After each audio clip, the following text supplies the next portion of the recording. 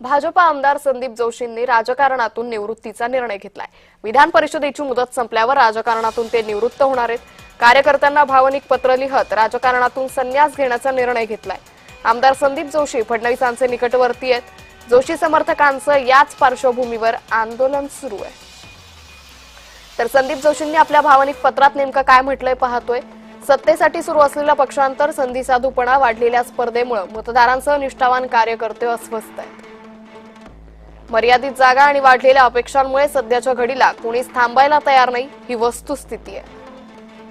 हे चित्र पाहता आता आपणच थांबावं असा विचार मनात पक्का होत गेला।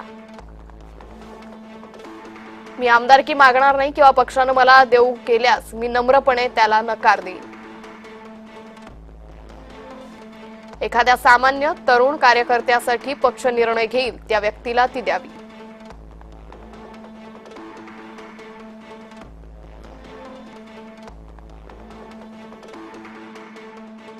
महानगरपालिकेमध्ये तिकिटासाठी 150 जणांनाच शेवटी तिकीट मिळणार आहे। आता हे दुर्दैव आहे राजकारणाचं।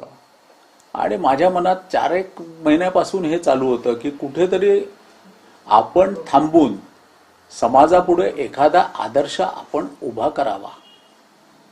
थांबायचं म्हणजे काय, तर राजकारणातून, सक्रिय राजकारणातून निवृत्ती घ्यायची। तशी माझी आमदारकी 13 मे पर्यंत आहे आणि 13 मे पर्यंत असल्यावर पार्टीने मला त्यावेळेला दिली तरी मी ती नम्रपणे नाकारणार आहे।